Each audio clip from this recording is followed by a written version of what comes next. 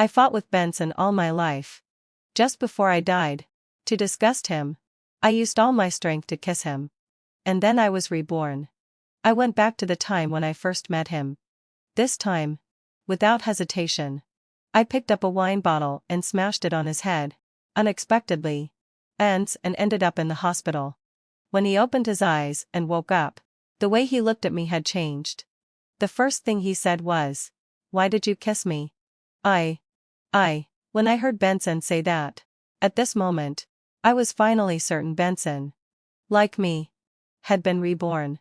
The bottle didn't kill him, but instead, it brought out the soul of a pervert in his 30s. All the hairs on my body stood up at that moment. Outside the hospital room, my father and stepsister were tiptoeing and peeking inside. There was worry and tentativeness on their faces. Only I was pale from having my secret exposed.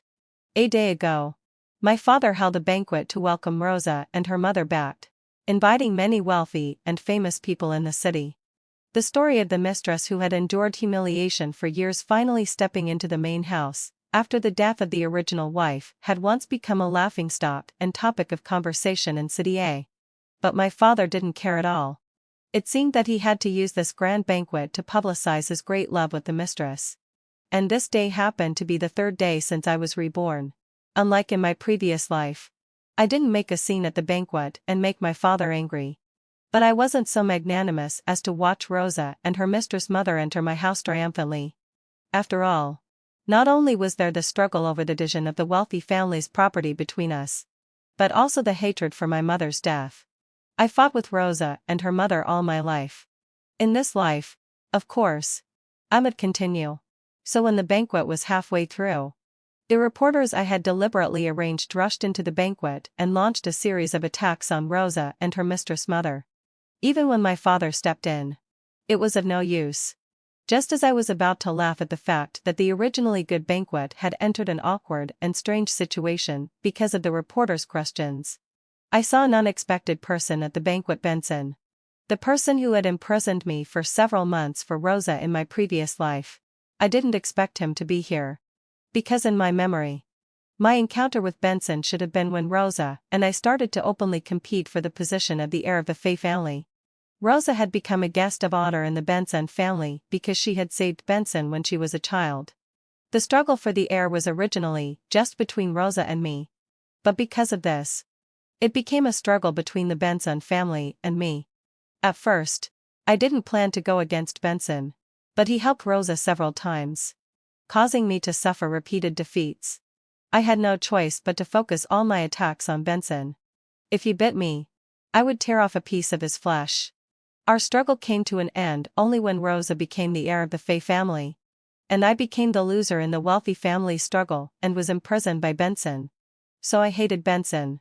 It was a pity that at that time, I no longer had the strength to compete with him. But I didn't want to admit defeat so easily either. So just before I died, to disgust him, I used all my strength to kiss him. Unexpectedly, I was reborn. What I didn't expect even more was that Benson was also reborn. I was truly shocked to see him at the banquet. At that time, the banquet got out of control because of my father's anger. The security guards were pushing the reporters, and the reporters were pushing the guests. In the chaos, without thinking, I picked up a wine bottle and smashed it towards Benson's head. I admit that when I threw that wine bottle, I had my own ulterior motives. If he hadn't stood in front of Rosa and accosted me in my previous life, I wouldn't have ended up in such a miserable situation. Anyway, having fulfilled my accession, at that time, I really had the thought that even if I couldn't kill him, I had to turn him into a vegetable when I dropped that wine bottle. With this smash, Benson was sent to the hospital, under the treatment of the doctor. After one night, Benson finally woke up. When he opened his eyes and saw a group of people from the Benson family and the Faye family around him, who were asking him with concern, his gaze accurately landed on me. 10 minutes later, there were only Benson and me left in the hospital room. At first, I was very calm. I thought that even if Benson knew that I had smashed him, as long as I refused to admit it and used the excuse that I didn't do it on purpose, it would be fine. Unexpectedly, The first thing he said when he opened his eyes and saw me was, "Why did you kiss me?" And when he saw my shocked and incredulous look, he repeated it again, "Faye, hadn't fulfilled my obsession. Why did you kiss me?" The color drained from my face in an instant. This is impossible. I panicked and tried to step back. Benson was observant enough. He quickly grabbed my wrist before I could retreat. The grip was strong and heavy. I raised my eyes in a hurry and met his dark and profound eyes. It was still the familiar coldness and indifference. But among them, there was faintly a trace of confusion and entanglement. He stared at me. And I stared at him. Benson still had gauze wrapped around his head. Although he was strong, he was inconvenient to move. I glanced at the thermoscope that someone had sent on the table beside me and calculated the chances of Benson arriving if I smashed it down on him. But if I did that, I wouldn't be able to get out of here. While I was struggling, a woman's voice sounded outside the door. "Sister, what are you two doing?" Although I hated Rosa, at this moment, I couldn't help but feel a little grateful to her. Because of Rosa's interruption, Benson's grip loose and a bit, I was able to break free and put some distance between us. "It's okay. He wants to drink water." My voice was a bit cold. Benson looked at me and then turned his gaze to Rosa. There was a slight change in his eyes. I didn't even need to look to know it. After all, Rosa was special to Benson. I resisted the urge to roll my eyes. At this time, my father came up. He first apologized to Benson and then said that he would pay the medical expenses and so on. Benson had already withdrawn his gaze from Rosa at this moment and looked at my father and said, "The doctor said that I still need to be hospitalized for observation for a while. And my assistant is on a business trip." My father understood as soon as he heard it. "This is easy to handle. It's something we should arrange. There's no need to hire an outsider. I think Faye is a good choice." As he said this, Benson's gaze fell on me again. My father and Rosa were immediately stunned. I was also stunned. Then I retorted, "I'm not free." As soon as I finished speaking, my father gave me a glare and then said to Benson, "No problem. Faye is usually not busy." Benson hummed and said that he still had something to tell me.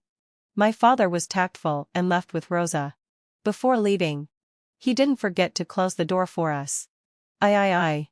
Benson asked me when I had come back. I kept a straight face and didn't want to talk to him. Benson said, "You were the one who hit me with the wine bottle at the banquet." I gave him a sideways glance. "Benson, you can eat whatever you want. But don't talk nonsense. Do you have any evidence?" Before hitting him, I had cut off the power supply of the surveillance camera. I should have hit him a few more times. Then there wouldn't be so many troublesome things. Benson lowered his eyes. "The fragments of the wine bottle that hit me are still there. And your hand is injured. There should be your DNA on it."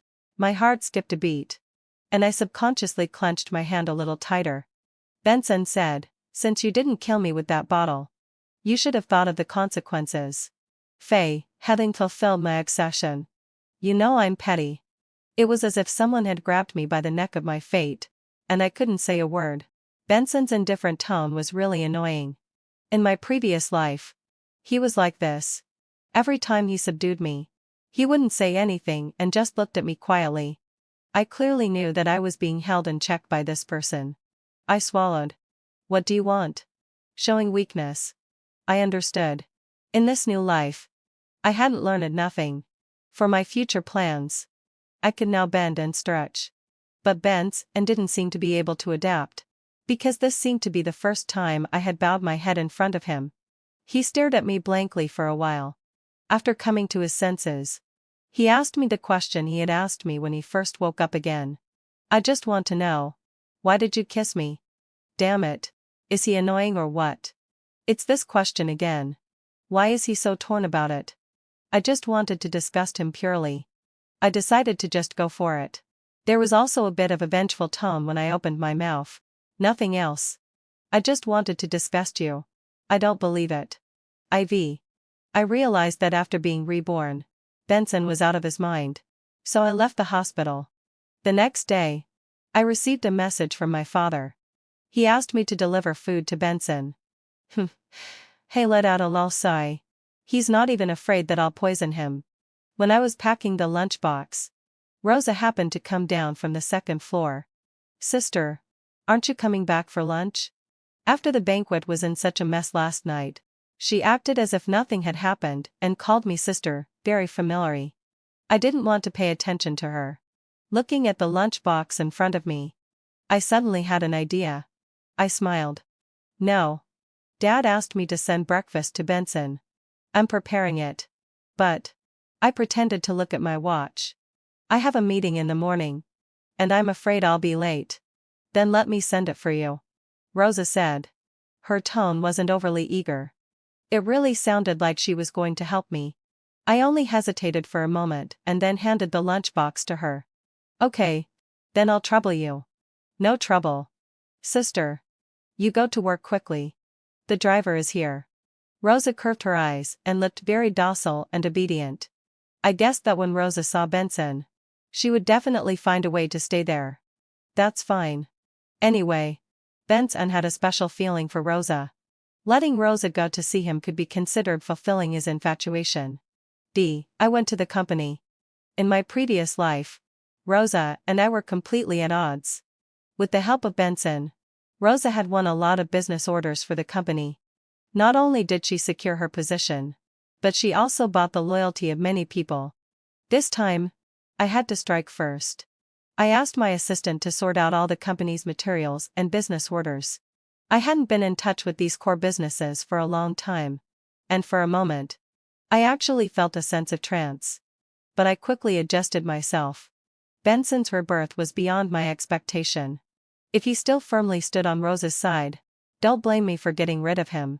I looked through the materials. And several hours passed in a flash. The phone beside me vibrated. Without looking at it, I directly picked it up. Hello. Faye. Benson? How did he get my phone number? You've got the wrong number. I hung up the phone with a snap. After thinking about it, I blocked this number. Unexpectedly, after a while, another call came in. This time I looked at it. It was from Rosa. Why was she calling?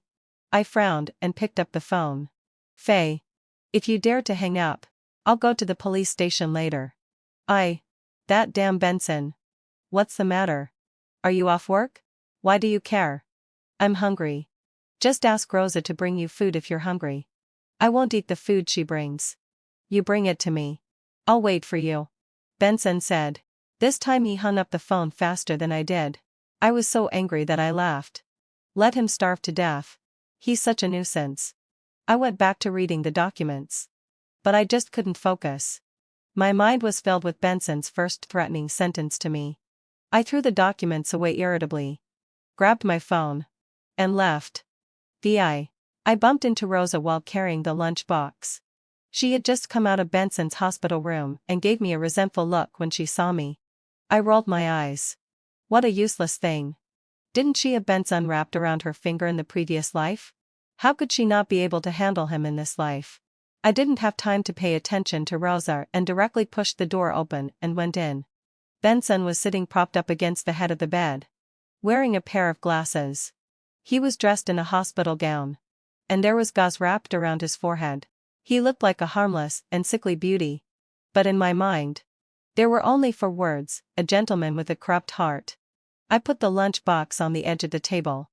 Benson looked up when he heard the sound. You're here. Eat your meal. Did you cook it? How could that be? I bought this from the fast food restaurant downstairs. I glanced at Benson. Are you going to eat it or not? Yes. I arranged the food and then moved the table closer to Benson. Benson was stunned for a moment when he saw the dishes in the lunchbox. I don't eat spicy food. I'm really sorry. I didn't know that. What a difficult man to serve. Benson glanced at me and lowered his eyes. Faye. You did it on purpose. Do you have any evidence? He fell silent again. He picked up the chopsticks and hesitated for a long time before starting to eat. I watched as he took a bite and suddenly choked, scrambling to find water. A feeling of pleasure welled up in my heart. I crossed my arms and watched. After Benson drank the water, he looked up at me. I don't know if it was because of choking, but his eyes were bloodshot. The area around the corners of his eyes was as if the reddest eye shadow had been applied. There was a layer of water in his eyes. But his gaze was as cold as if he wanted to kill someone. My heart skipped a beat. I had taken the joke too far. Just when I thought Benson would be angry, he actually endured it and remained silent. For each of the following dishes, he rinsed them in water before eating. I was a bit confused. This was completely different from the Benson I remembered. When I was imprisoned in the villa by Benson, I spat out a mouthful of milk on his sleeve, and he had people force feed me. At that time, after that ordeal, both he and I were in a sorry state. This man is just as he said he is. He's petty. But now, I played a trick on him like this. Benson and didn't say a word. Do you think I'll be swayed by this? No, I'll just think that this man is holding back some other trick. Seeing that Benson was eating, I didn't want to stay for long. I'm going back now. Wait a moment. Benson spoke up. The doctor said I might have a concussion and need to be hospitalized for observation. Later, you can push me out to get some sun. Shouldn't someone with a concussion stay in bed and rest? I frowned and questioned. Benson looked at me. I've already obtained the video of the banquet. It's not just you hitting me, but also you making a deal with the reporter. Me? Trying to threaten me again? I stared at Benson, and my gaze turned cold. Under his gaze, I walked towards him step by step. When I was only half a meter away, I stopped and bent over. Benson, it's not interesting to use the same trick twice. If you have the guts, hand over the video. I don't care if I have to die again. I decided to go all out. What I said sounded a bit crazy. And in fact, it really was. Having been locked up by Benson for so long in the previous life, I'm more or less not quite right in the head. Benson and didn't say anything. I stared at him and clearly saw the broken emotion and other feelings in his eyes. Before I could figure out what it was, Benson and avoided my gaze. This is the last time. What? You help me go out to get some sun, and I'll hand over the video to you. VII. When I pushed Benson to the hospital garden, I thought my mind must have crashed. I actually listened to Benson's words without doubting them. I wonder if it's too late to go back on my word now. I looked at the artificial lake 5 meters ahead and thought about just pushing Benson into it and drowning him. But Benson actually seemed to see through my thoughts. If you push me in, not only will you not get the video, but you'll also be charged with intentional homicide. Me? Is he a worm in my belly? So I had to push Benson to another place. Afterward, Benson did give me the video. But he had a condition. Before he was discharged from the hospital, I had to go to the hospital to see him every day. I agreed verbally. But as soon as I got the video, I left him in the hospital. I don't feel the slightest bit guilty about using and discarding someone like Benson.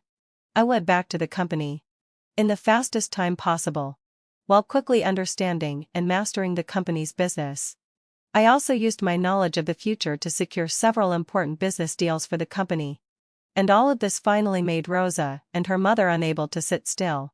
Rosa's mother, Helen, proposed that Rosa should be allowed to join the company for training. My father has been in a good mood recently because the company's business is developing well, and he readily agreed. Just as Rosa and her mother were secretly delighted, my father glanced at me. Faye, hadn't so felt my sure. You can arrange this matter. To be honest, I was a bit surprised. After reacting, I understood that this was a kind of disguised reward from my father to me. Okay. I nodded and then turned to ask Rosa, what do you want to do? Sister. Just arrange it. I want to do the same as you. The same as me? I thought about it and arranged a position as a salesperson for Rosa the next day and left her in the hands of the sales manager. Rosa was reluctant and followed me for a few steps. Sister. Before she could finish her words, I gave her a glare. The company is the company. And home is home. Make sure to distinguish the situations in the future. Rosa let out an "oh." I didn't pay any attention to her and went directly into the office. On the way to the pantry, heading fulfilled my sigh, I saw Rosa running around with a pile of documents. And she accidentally bumped into me. Sorry. She looked up and was stunned for a moment when she saw it was me. I smiled at her, take your time and don't rush. Maybe this smile seemed a bit sarcastic to Rosa. She gave me a resentful look. At the end of the internship day, she ran back and complained to my father. When I got home from work that day, I heard Helen's voice as soon as I reached the door. Maybe Faye didn't do it on purpose. The use of this maybe was really clever. I raised my eyebrows. When I entered the door, as expected, I saw my father with a stern face. But he didn't lose his temper when he saw me. He just said I was back. I let out a and knew that my father had something to say to me. So I chose a seat and sat down. As soon as I sat down, my father spoke. Today was Rosa's first day at work. What kind of job did you arrange for your sister? I answered truthfully, a salesperson. As soon as I said that, my father frowned and looked at me. Rosa is going to the company for training. After all, she's your sister. How could you arrange such a low position for her? Is there a problem? I asked her what she wanted to do, and she said she wanted to be the same as me. When I first interned at the company, I started as a salesperson. Also, Dad, being a salesperson is the fastest way and the position that allows one to get in touch with the company's business the most. Since Rosa wants to be like me, my arrangement is quite reasonable. I asked back in confusion. My father was left speechless by what I said. Seeing that the situation was not right, Rosa said weakly, I also want to lead a team like sister. Lead a team? I actually wanted to let her do it. But Rosa has neither professional ability or connections. If I let her parachute in, would the people below obey her? In the end, if she couldn't achieve the performance, who would be the one to be criticized? I directly made the situation clear. My father is not a fool. After a little consideration, he knew that what I said made a lot of sense. But Rosa's mother, Helen, couldn't bear to see her daughter suffer and tugged at my father's sleeve. With this tug, my father softened his heart. After all, she's your sister. Let her work as a salesperson for a month to get familiar with the work first. Meaning that she would be promoted after a month? I understood the hidden meaning behind my father's words. Although I was not convinced in my heart, my father is the one in power now. No matter how much I disagreed, I could only swallow my dissatisfaction. Okay. It was the same in the previous life. I knew that it was useless to oppose. And it would only make my father suspect that I was too power hungry. He's only in his 40s now and is not ready to retire. But sooner or later, he will have to choose a successor. Helen has been whispering in my father's ear for years. Even though Rosa is an illegitimate daughter and is incredibly stupid, she still has the qualification to compete with me for the inheritance of the Faye family. I could only show weakness. Unexpectedly. As soon as I showed weakness, my father felt guilty. At the next board meeting, he specifically mentioned my name to encourage me. This undoubtedly won me a lot of support, but I won't be grateful for this. As long as my father's will hasn't been finalized, my position will be stable. So I worked even harder. I left early and came back late. Occasionally, having fulfilled my session, I would run into Rosa at the company. Rosa was no longer being ordered around like a tea girl on her first day. She accidentally revealed her identity as the daughter of the Faye family, which caused a great change in the attitude of the people in the office towards her. They flattered her every day. Once when I came back, I happened to see her asking the new intern to buy milk tea and coffee. After buying dozens of cups, half of the intern's salary was gone. When I saw that, I raised my eyebrows. But Rosa didn't care. When our eyes met, she even looked a bit proud. She specifically brought a cup of coffee and came up to me. Sister, have a cup of coffee? No, I'm going to meet a client later. Why work so hard? You can just leave these things to the people below. When Rosa said this, I didn't know whether to call her stupid or smart for a moment. Does she really think that business deals are so easy to sign? Do contracts just fly onto your desk without you having to do anything? I looked at Rosa for a few seconds. Her eyes were indeed so innocent that they were a bit stupid. Indeed. If it weren't for Benson, how could I have lost to a fool like Rosa? She doesn't pose a threat to me at all. Speaking of Benson, has he been discharged from the hospital? I originally wanted someone to ask. But I forgot about it when I got busy later. Moreover, Rosa's 1-month internship passed quickly. With my father's words, she successfully led a team. I didn't think much of it at first. But unexpectedly, a few days later, Rosa actually signed a contract, and the amount was not small. The people in the company were surprised and also looked at Rosa in a new light. Only me, having such lead session. When I saw that contract, my heart sank. I met Benson at a drinking party. He was surrounded by people in the middle. His physical appearance in his 20s looked superior and noble. But his soul was perverted. I resisted the urge to smash another wine bottle on him and walked over to clink glasses with him. Benson glanced at the glass in my hand.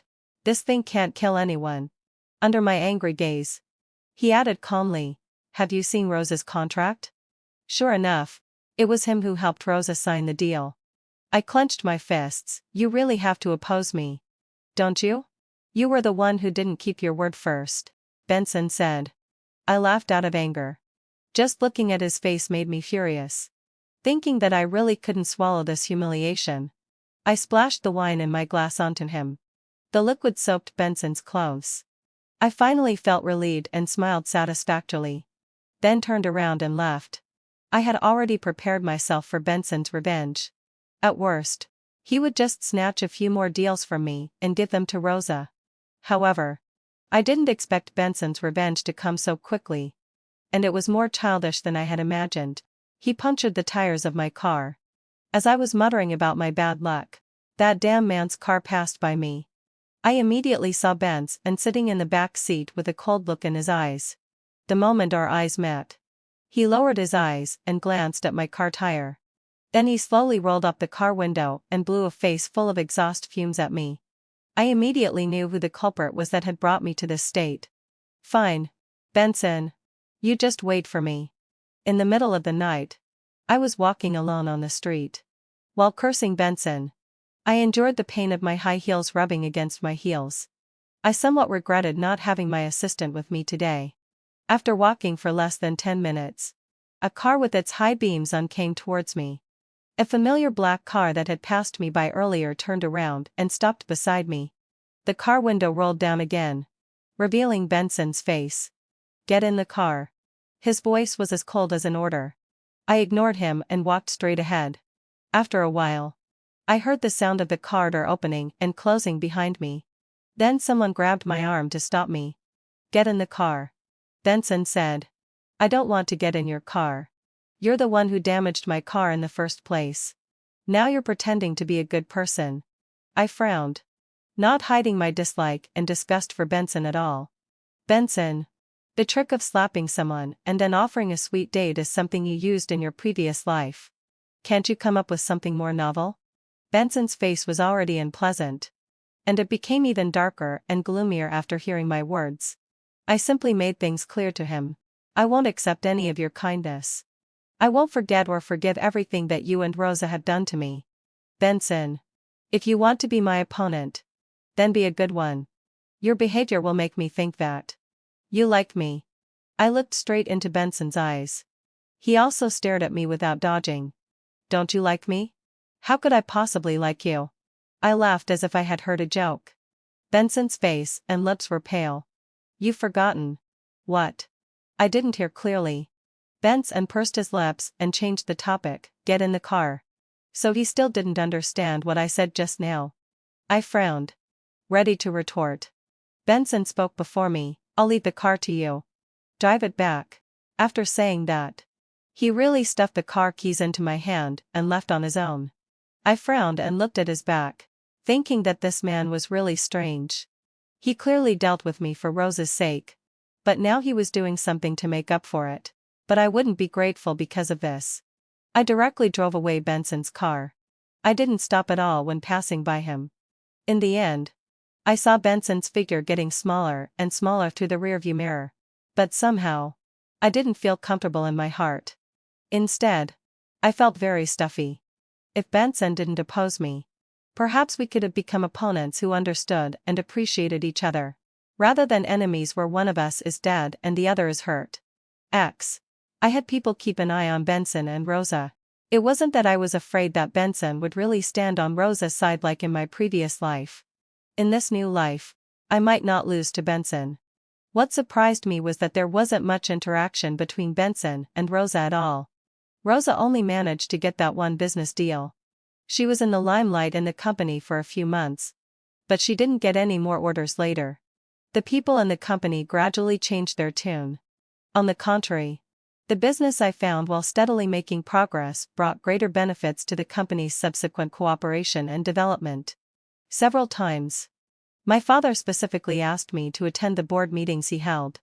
The way Rosa looked at me became more and more resentful and jealous. I ignored her. I had already said that without Benson, Rosa couldn't pose a threat to me at all. In my previous life, with Benson's help, Rosa was able to become my father's heir and enjoy great glory.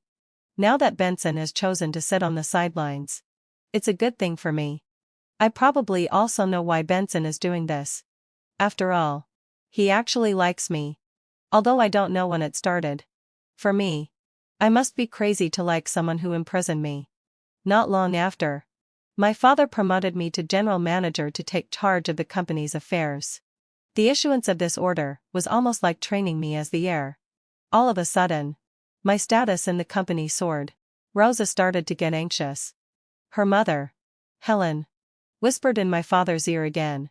And Rosa was also promoted as a result. You wait. I won't be worse than you. Rosa threatened me in front of me. I told her that instead of saying such things, she might as well go and get more business deals.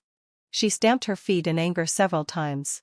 But it seemed that she took my words to heart, and Rosa actually went to work on getting business deals. After a month, something happened that I expected but was still caught off guard by. Rosa secured the annual cooperation with the Benson family's company. This news caused an uproar in the company group. When I heard the word schwung, again, my whole body was trembling. Because in my previous life, it was after Rosa secured this cooperation that my father reconsidered the choice of heir. He made Rosa and me equal. But in this life, Benson has already ignored Rosa. Why did he still let Rosa sign the annual cooperation with his own family? Could it be that Benson was lying to me again? That afternoon, Rosa came to my office triumphantly. Sister, this is the first time I've received such a big cooperation. I hope you can help me more in the future. Looking at Rosa's smile, I always felt it was especially dazzling. Before I could speak, Rosa placed an invitation on my desk. In a few days, the Benson family will hold a business dinner. Dad wants you to attend as well. I stared at that golden invitation and endured the urge to tear it to shreds for a long time. On the day of the dinner, I attended as usual. Compared to my low-key appearance, Rosa was much more high-profile. Moreover, everyone in the Benson family attached great importance to her. I watched this dinner with ulterior motives coldly. Suddenly, it darkened in front of my eyes. It was actually Benson who blocked my way. Even though some time had passed since I last met him, I was still familiar with him. No, I should say I was familiar with this scene. Because at this time in my previous life, Rosa and I were already at loggerheads. Everyone knew that we were competing for the position of heir. As a result, because the fact that Rosa saved Benson was revealed, the people in the Benson family thought highly of Rosa. And so did Benson. I came to this dinner as the protagonist. Rosa stole the show at the dinner. And the first thing Benson did when he saw me was to stop me and frown, asking me what I was doing there. No, I was already prepared to retort. But after looking at me for a few seconds, Benson suddenly said, "Have you eaten?" I didn't say anything. Benson then handed me a small cake. "Eat some first. You'll have a stomachike later." Wait. This plot seems a bit wrong. In my previous life, I was indeed so angry that I didn't eat dinner. And as a result, I had a stomachike in the middle of the night and had to get an IV drip. But how did he know I would have a stomachike? And he even prepared a small cake for me specifically. It was also the strawberry flavor that I liked. I was puzzled. "Eat it," Benson said. Of course, I didn't eat it and even suspected that he had ulterior motives. I threw the cake back to him. "You can use this to coax Rosa later. Oh, by the way, I've prepared a big gift for you." Benson frowned. Either because of what I said or because I rejected his small cake. I didn't care at all. I smiled and said to him, "Look. How proud Rosa is tonight. XII. I think this is the most glorious moment in Rosa's life. She was treated as an honored guest by the people in the Benson family. She was full of pride and very pleased with herself. In my previous life, she had the most favorable bargaining chip of the Benson family. She dragged me into the quagmire and made me fall into eternal damnation. And now, in this new life, the higher she stands, the harder I will make her fall. Rosa is not Benson's savior. She didn't really want to save Benson at that time. She just wanted to take the money on him. The person who suddenly barged and exposed Rosa's hypocritical face. This was the second time I had disrupted someone else's party. It wasn't easy to find the friends who used to play with Rosa when we were children. But after seeing the party come to a halt as if the pause button had been pressed and everyone's faces turned shocked, I thought it was all worth it. I had to thank Benson for this. When he confined me in the villa, Rosa came to provoke and mock me several times. Once, I happened to overhear the conversation between Benson and Rosa. Benson said, "We both know the truth about that accident back then. And I won't let a second person know." I became suspicious at that time and suspected that there was something wrong with the fact that Rosa saved Benson. So the first thing I did when I was reborn was to investigate. And I really found something. Rosa did save Benson, who fell into the water. But it wasn't out of sincerity. Instead, she saw the valuable logo of the school bag that was floating on the water and wanted to steal it. At that time, there was also a playmate of Rosa's beside her. To make this playmate keep quiet, Rosa even gave her the necklace that she had pried from Benson's hand. Although I don't know why there was a necklace in Benson's hand. At this moment, the playmate of Rosa's from her childhood took out that necklace. The evidence was conclusive. Rosa's face turned pale. The people in the Benson family didn't look any better either. Everyone was watching the show. They still felt unsatisfied even after the party ended. I was in a pretty good mood.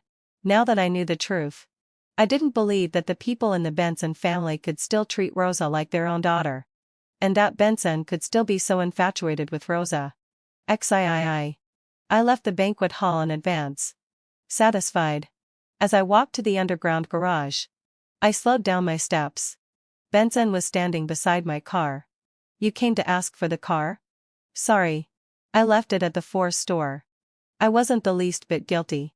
I bypassed Benson and was about to leave. But he grabbed my wrist and pinned me against the car door. "Are you crazy? Benson! Let me go." I started cursing. Benson's gaze was deep. And there was even a trace of imperceptible regret and pain in his eyes. What was he regretting and feeling pain for? Just because I embarrassed Rosa and made it hard for her to save face today? But compared to the humiliation they inflicted on me in the past, what was this? "Faye, hadn't a felt wine sigh. How did you become like this?" Benson asked me. I found it ridiculous. I retorted, "Isn't this all because of you? Why did he help Rosa deal with me? Why did he lock me up in the villa? Benson, don't you like me? Then how could you have the heart to help Rosa hurt me? Is this what your love is like?" I questioned him sternly. Benson looked at me for a long time. And then suddenly asked softly, "So this is the result you wanted, right?" "Of course not. Besides Rosa and her mother, there's also my father. I will strip my father of his power and become the new leader of the Faye family. All of this is what they owe me and my mother. A man who cheated, a malicious mistress and the mistress's daughter. Anyway, none of them are good people." Benson listened quietly to what I said. He looked at me in silence and tranquility. Through his black pupils, I saw my own almost crazy and resentful face, which was in sharp contrast to Benson's compassionate and peaceful expression. Benson's gaze seemed to be searching for something on my face. He asked me, "So you hate me too, right?" "Of course," I answered without hesitation. Benson swallowed hard and said with difficulty, "If I had been on your side from the very beginning, would you not be like this?" I thought Benson was a bit strange. But I didn't want to think too much about it. Anyway, he's a bit of a weirdo. If he's strange, then so be it. Benson didn't get a response from me. He let go of my hand and finally said, "This time, I will be on your side. I don't need it. Stay away from me. I don't want to see you at all." I refused coldly and firmly. Benson didn't reply to me anymore. He turned and left. His back looked lonely and dejected. I frowned, and that feeling of stuffins in my chest came back again. Since that day, I haven't seen Benson again. Because of what happened at the banquet, Rosa lost the support of the Benson family and my father's trust. Benson instead entrusted the annual cooperation to me, which gave me a great opportunity. Helen nagged at home every day, but after being scolded by my father, she didn't dare to say anything more. I looked at her towering and trying to please my father, afraid of losing his favor. I found it funny and at the same time felt extremely satisfied. And because I behaved well, was obedient and capable, my father gradually delegated power to me. I took this opportunity to win the hearts of the people in the company. Most of the people on the board of directors are now my supporters. Next, I just need one last opportunity, and I can become my father's successor in a legitimate way. And soon, this opportunity came. Because of a resort project, my father needed to go on a business trip for on-site inspection. He took me, Rosa, and some shareholders of the company with him. In my previous life, we encountered an earthquake at this time. Rosa pulled my father in the nick of time and saved him. Touched, my father wrote a will before he recovered, saying that he would leave 40 of the company's shares to Rosa. But no one knew that during the earthquake, Rosa pushed me. She wanted to kill me. If I hadn't been lucky enough to fall in a closed corner area, I'm afraid I would have been crushed into a pulp long ago. By the time I recovered, everything was already a foregone conclusion. Rosa officially became my father's successor. And no matter what I said, no one would believe me. I lost the qualification to be the successor, and was sent to Benson's villa by Rosa. This time, Rosa won't have such an opportunity again. After the business trip, Rosa and I shared the same room. She always looked at me with a sarcastic look and told me not to be complacent. I was too lazy to argue with her. On the day of the earthquake, my father convened his attendants for a meeting. In the middle of the meeting, the ceiling suddenly started to shake. The pendant of the chandelier above our heads swayed.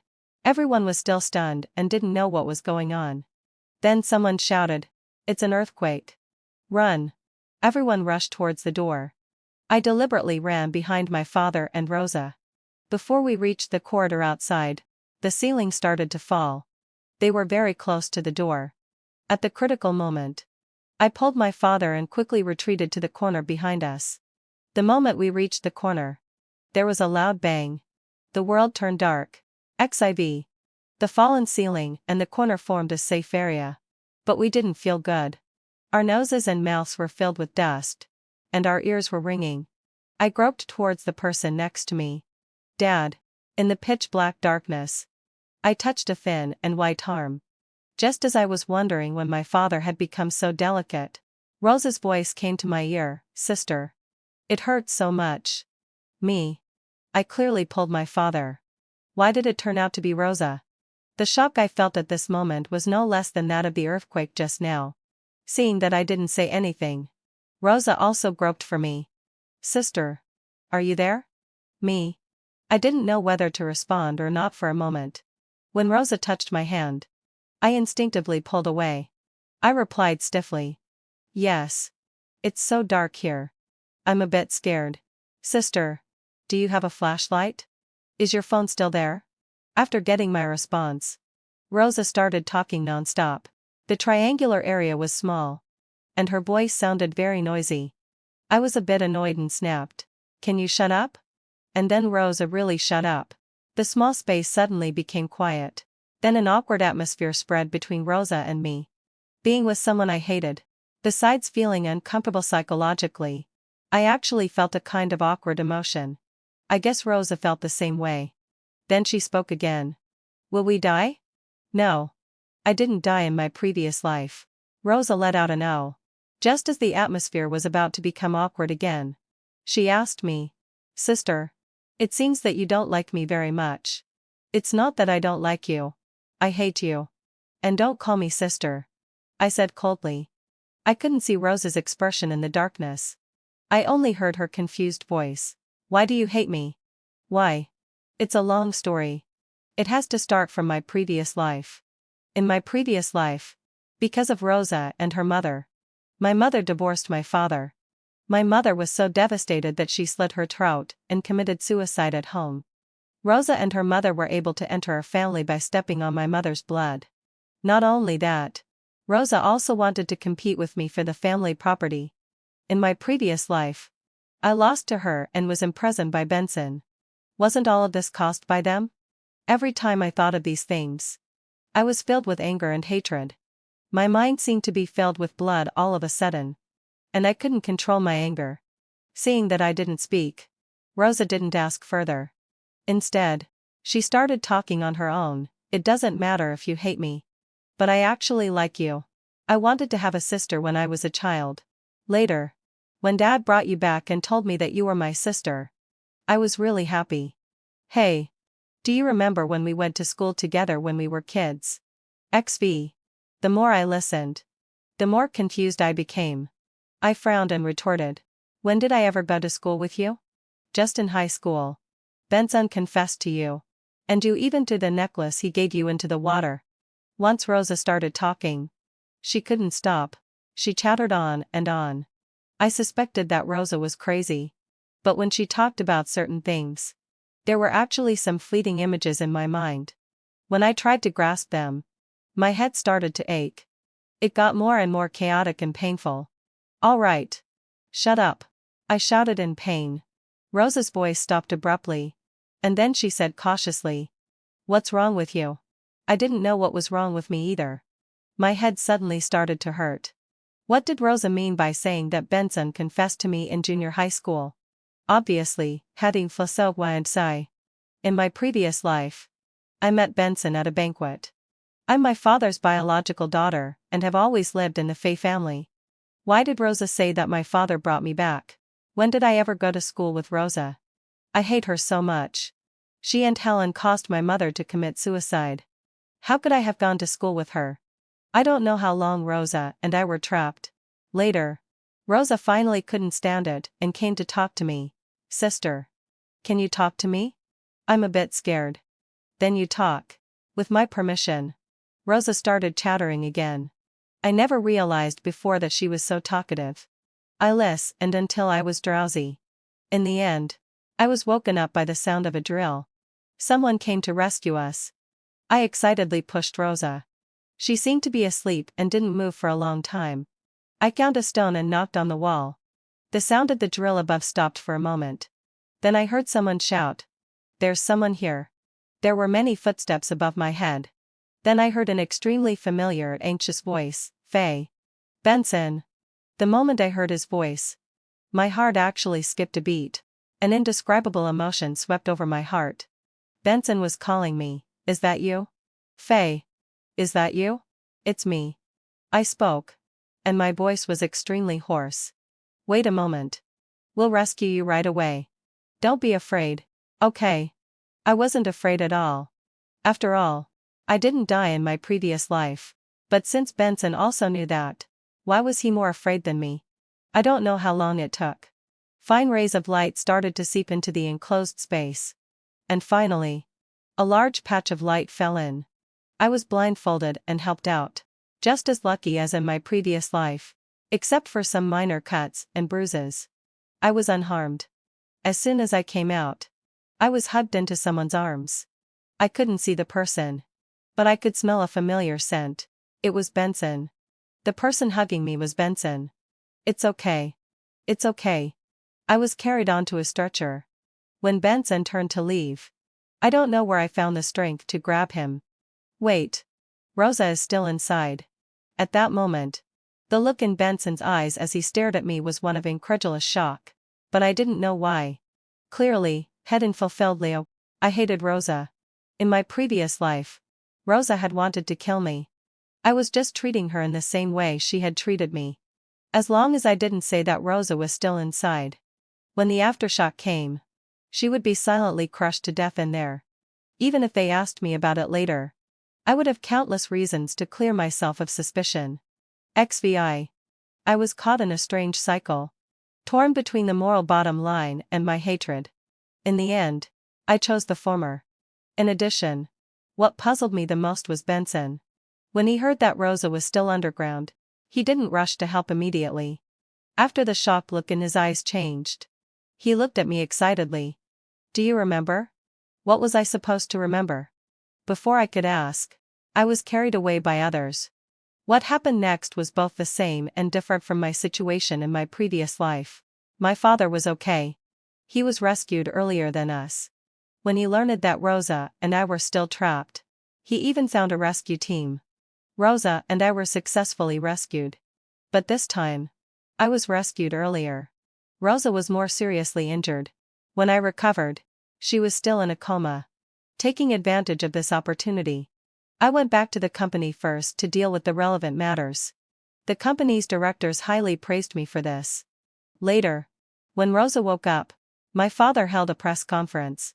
He announced that he had made a will and would transfer 40 of his shares to me. I officially became my father's successor. I had changed my father's decision in my previous life. In this life, I had won. Using the excuse that Rosa needed to go abroad for recuperation, I sent her and Helen abroad. My father wanted to scold me, but he didn't dare to say much. Because by then, I had already grasped the absolute right to speak in the company. I was no longer the loser in the competition. And I was no longer trapped in the villa by Benson. Speaking of Benson, I met him several times later. In work settings. But we just exchanged a distant glance.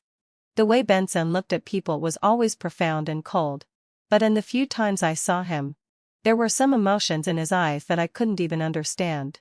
Sometimes I would think about the things between me and Benson in my previous life. He imprisoned me in the villa. And I made a big fuss. I was locked in a room and not allowed to see anyone. But he always showed up at any time. He watched me go crazy, bite him, light him, and then looked down on me with pity in a victorious posture. His smile and voice had once been a nightmare. A nightmare for me. It wasn't until one day when a wanted criminal broke into the villa, and I was stabbed and died on the rooftop that this nightmare ended. I won't forgive Benson. Even if he wasn't the main culprit, he was an accomplice. The last time I saw Benson was at a business dinner. In fact, it had only been half a month since the last time I saw him. But when I saw him this time, I felt that he had lost weight compared to before. He came over and clinked glasses with me, wishing me to achieve my wishes. I thanked him and then said to him, "Don't worry. The game between us has just begun." After dealing with my father and Rosa and her mother. Next, it was time to settle the score between me and Benson. But Benson didn't seem to care. He said, "I can't accompany you anymore. I'm leaving." I was taken aback and instinctively asked, "Where are you going?" Then I realized that this wasn't the kind of emotion I should have towards Benson. I coughed and said, "Are you admitting defeat?" "Yes. I've already left a message for my family. They won't make things difficult for you." I felt a tightness in my heart. Benson's attitude was like hitting a punch into cotton. I turned my head away and didn't look at him. When Benson called me, I turned around. And suddenly his kiss landed on me. It was very light. I was stunned. Benson left my lips. And his dark and calm eyes looked at me with a hint of sadness. "Faye, hadn't I felt wild sashin. You have to remember me. Even if it's because you hate me." After that dinner, I never saw Benson again. They said he had gone abroad. I was full of doubts. But I held myself back from pursuing the matter. XVI. My life and destiny were the complete opposite of what they were in my previous life. But for some reason, sometimes in my dreams at midnight, I would actually dream of some strange things. I dreamed that after my father and mother divorced, I was awarded to my mother. But she didn't love me as much as I had imagined. Instead, she either beat or scolded me. She cursed that I would die a bad death and sided with my father. That unfaithful man who had cheated, just because I talked back once. My mother knocked me down to the ground with a stool. Her usually gentle and kind face became as twisted as a devil's. I was awakened from this nightmare, breaking out in a cold sweat. In fact, After all these years, my impression of my mother wasn't very deep, because she committed suicide by slitting her throat when I was 14 years old. Before she died, she was still gentle and said sorry to me. Why was she sorry to me? Was it because she hadn't given me a complete family and love? But wasn't it all my father's fault that caused all of this? Then I would dream of my father and Rosa. In the dream, my father was kind and amiable. He stroked my head and said, "The doctor said today that Faye took her medicine on time. Such a good girl." Rosa held my hand and said, "Sister, get better soon. We still have to go to school together." That couldn't be my father. Since he had Rosa, he hadn't talked to me like that for a long time. It was also impossible for me to have such an intimate gesture with Rosa. The last person to appear in my dream was Benson. Putting aside the filter of my hatred for him, Benson was actually a very good-looking person. He liked to wear glasses. When he wore a suit, he looked noble and reserved. When he wore casual home clothes, he was kind, gentle, and refined. He held a glass of milk in his hand and said, "Faye, head in fulfilled want say. Finish the milk." I clearly saw that the look in his eyes was so gentle that it seemed like it could melt into a puddle of water. "I got you a kitten. Do you like it? Today, I also asked the aunt to make the strawberry shortcake you like. Have some later. Don't run to the rooftop again. It's dangerous to fall off." No one responded to him. In the end, the look in Benson's eyes gradually became desolate. He stared in my direction and asked me, "Faye, having fulfilled my obsession, will you remember me? You have to remember me." I felt a pain in my heart shocked by his gaze. I gasped for breath. I didn't understand why I had such a feeling towards Benson. Didn't I only hate him? What was this feeling of being stuffy and unable to catch my breath? I remembered the second time I met Benson after being reborn. He said, "Don't you like me?" He said, "You've forgotten. During the earthquake, I told him Rosa's location. He said, 'Do you remember?' What was I supposed to remember? I must have forgotten something. But I couldn't remember it anymore." XVII. Epilogue. In the top private sanatorium in the city center. The nurse closed the door and happened to run into a colleague who was coming out after doing a routine room check. "Is the patient in your care still asleep?" "Yes. The doctor said that she probably won't wake up." The colleague clicked his tongue. "That's so pitiful. She's still so young. What kind of blow did she suffer?" "Sigh. She has a mental illness. I heard that she was beaten when she was a child, and her mind is a bit abnormal. She always thought about fighting for family property and taking revenge on someone. She finally married a husband. But then she went crazy and stabbed him to death. She jumped off a building after being stimulated. And that's why she can't wake up now." "Bah. There's such a thing? Isn't it?" A nurse sighed. As soon as the two of them turned the corner, they saw the woman standing in the corridor. "Faye." Rosa glared at the two people in front of her.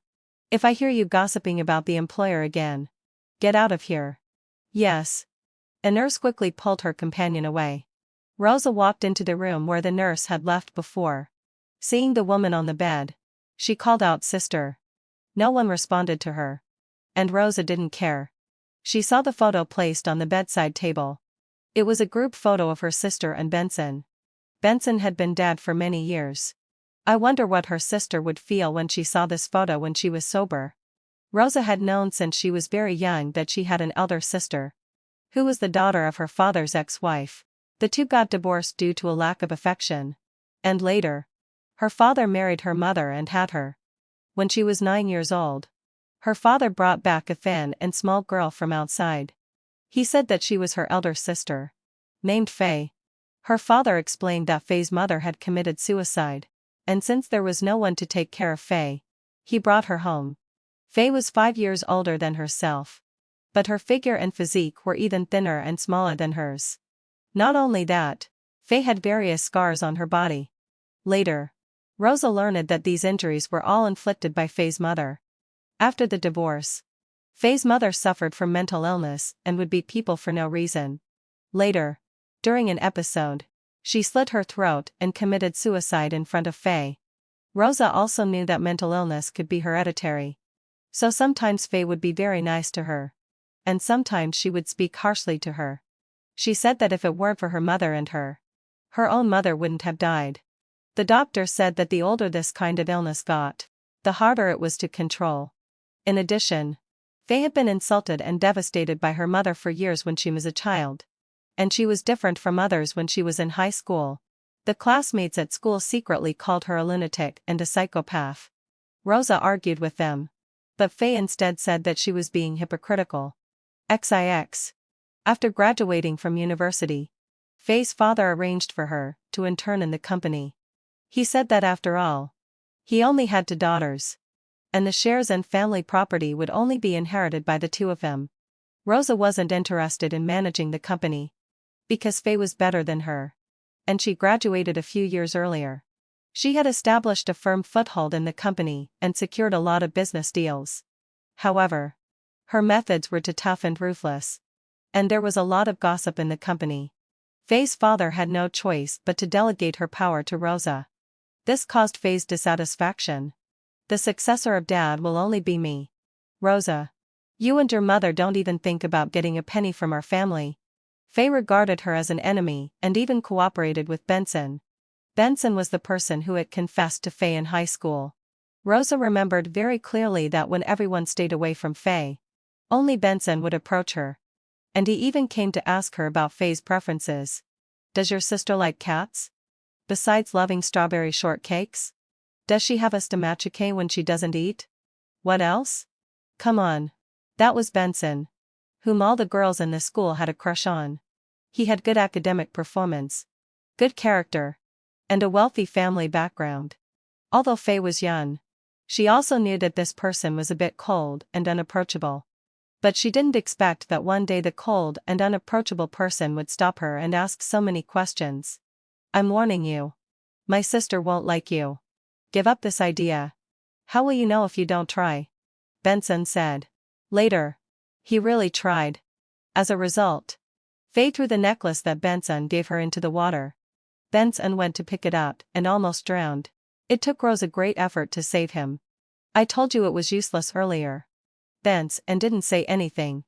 Later, he went abroad. After so many years, Rosa thought that Benson had long forgotten Faye. Until Faye took her to a drinking party.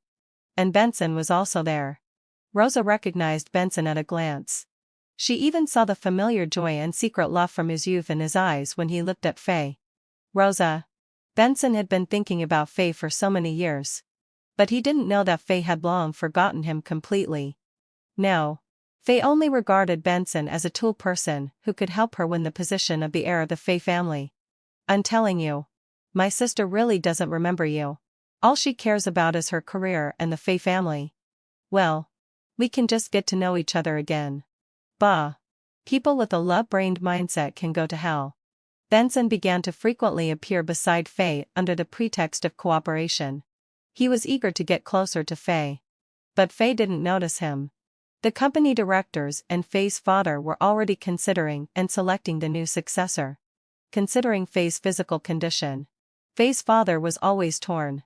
Until once they went on an inspection trip in another place and encountered an earthquake. Rosa saw the ceiling above their heads collapse. In a critical moment, she only had time to pull Faye. They were trapped in the darkness for several days. Rosa said that she didn't want to compete with Faye at all. Faye didn't say anything. But when the rescue team arrived, Faye was rescued first. When asked if there was anyone else below, Faye remained silent. If it weren't for the detector detecting the existence of another living being, Rosa would have died silently in the aftershock. Faye's father was disappointed in Faye because of this incident and decided to write a will to make Rosa his successor. Unexpectedly, Faye was hit hard because of this incident. Her memory was in chaos. And she had a mental breakdown, making a big scene in the hospital. When everyone was torn about whether to send Faye to a mental hospital, Benson actually stepped forward. Please leave Faye to me to take care of. She has a mental illness and her condition is very unstable. The doctor said that she is very likely to hurt others. It doesn't matter. I can take good care of her. Faye's father was silent and agreed to send his crazy daughter to Benson's home. Although he gave his shares to Rosa, he left all the other family property to Faye. Benson really took good care of Faye. Rosa had witnessed with her own eyes that when Faye had an episode, she shouted that Benson had lied to her. That he was actually on Rosa's side, and that he was helping Rosa deal with herself. She bit Benson's arm until it bled, and even the nurse was terrified. Benson and still patiently coaxed and soothed Faye. Faye also had moments of sobriety. When she was sober, she seemed to like getting along with Benson very much. Benson said, "You have to stay by my side for a lifetime." Faye asked in confusion. "Why?" "Because you like me." "Really?" "Yeah. You just forgot. You used to like me very much. And you also liked me when you were sick." Faye frowned in disbelief. Benson then compromised. "Well, actually, I like you." Rosa believed that Faye would get better and better under Benson's care. But after all, Faye played tricks on them. On the day Benson died, Faye had an episode. She rushed to the rooftop with a fruit knife. In her words cursing Rosa and Benson. She was so excited that she wanted to slit her throat. Benson tried to stop her and grabbed the knife in her hand. He was accidentally stabbed by Faye. At that moment, everyone was shocked. And Faye also calmed down. "Faye, had in fulfilled la session. Come here." Faye walked towards Benson in a daze. "Faye, had in fulfilled my sigh. Do you remember me?" Faye nodded. Benson smiled. "Okay. It's good that you remember. You have to remember me. Don't forget." At that moment, Faye didn't know what she was thinking. She suddenly lowered her head and kissed Benson. Benson died before he could be sent to the hospital. After the doctor expressed his condolences. A few hours later, Rosa went to see Faye. She was sitting on the bay window of the balcony looking out of the window. When she heard the sound and turned around to see that it was Rosa, the light in her eyes dimmed instantly. "Where's Benson? Hasn't he come back yet?" Rosa didn't say anything. Faye didn't say anything either. Later, she jumped off the balcony on the 3rd floor. She never woke up again.